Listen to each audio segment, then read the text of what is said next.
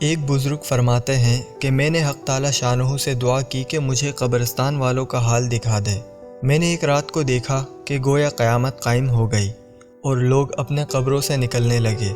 ان کو میں نے دیکھا کہ کوئی تو سندس پر، جو کہ ایک خاص اعلیٰ قسم کا ریشم ہے، اس پر سو رہا ہے، تو کوئی ریشم پر ہے، کوئی اونچے تخت پر ہے، کوئی پھولوں پر ہے، کوئی ہنس رہا ہے، کوئی رو رہا ہے۔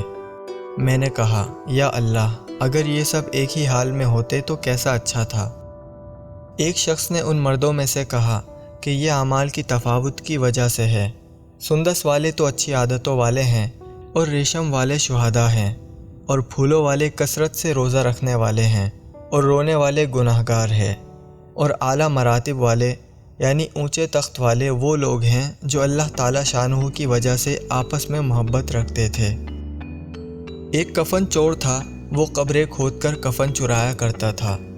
ایک دن اس نے قبر کھودی تو اس میں ایک شخص کو اونچے تخت پر بیٹھا پایا، اس حال میں کہ قرآن پاک اس کے سامنے رکھا ہوا تھا۔ وہ قرآن شریف پڑھ رہے تھے اور ان کے تخت کے نیچے ایک نہر چل رہی تھی۔ یہ دیکھ کر اس کفن چور پر ایسی دہشت طاری ہوئی کہ بے ہوش ہو کر گر پڑا۔ لوگوں نے اس کو قبر سے نکالا اور 3 دن بعد اس کو ہوش آیا۔ لوگوں نے قصہ پوچھا تو اس نے سارا حال سنایا۔ یہ سن کر بعض لوگوں نے اس قبر کو دیکھنے کی تمنا کی۔ اس سے پوچھا کہ قبر بتا دے۔ اس نے ارادہ بھی کیا کہ ان کو لے جا کر قبر دکھاؤں۔ کفن چور نے اسی رات خواب میں اس قبر والے بزرگ کو دیکھا کہ وہ کہہ رہے ہیں، اگر تو نے میری قبر بتائی تو ایسی آفتوں میں پھنس جائے گا کہ یاد کرے گا۔ آخر کار اس نے عہد کیا کہ نہیں بتاؤں گا۔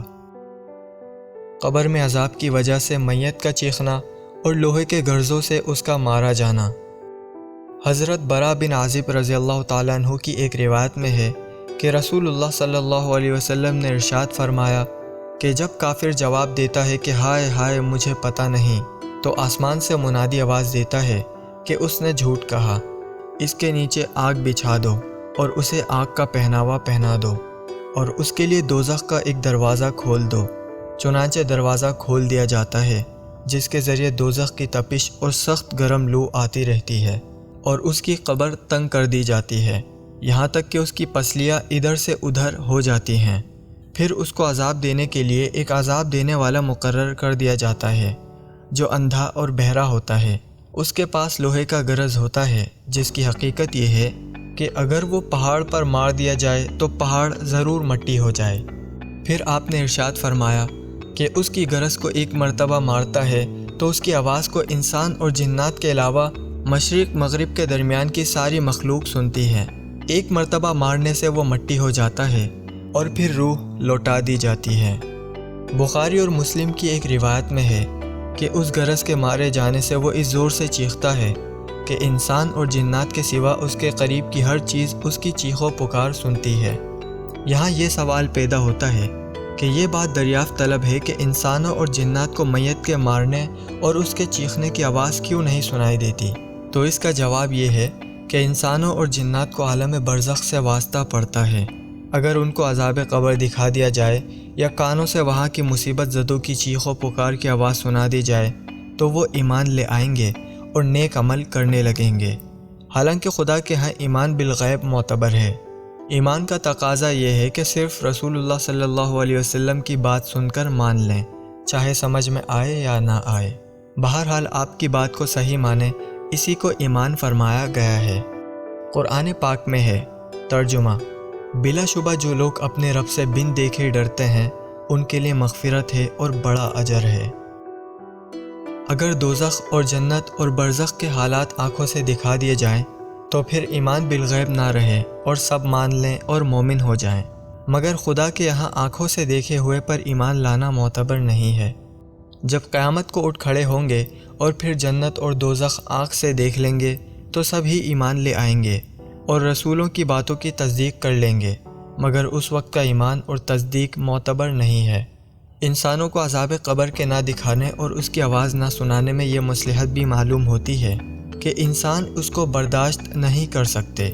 اگر عذاب قبر کا حال آنکھوں سے دیکھ لیں یا کانوں سے سن لیں تو بے ہوش ہو جائیں، جیسا کہ حضرت ابو سعید رضی اللہ تعالیٰ عنہ کی روایت میں ہے کہ رسول اللہ صلی اللہ علیہ وسلم نے ارشاد فرمایا کہ نافرمان کی میت کو جب تک لوگ اٹھا کر چلتے ہیں تو وہ کہتا ہے کہ ہائے میری بربادی، مجھے کہاں لے جا رہے ہو۔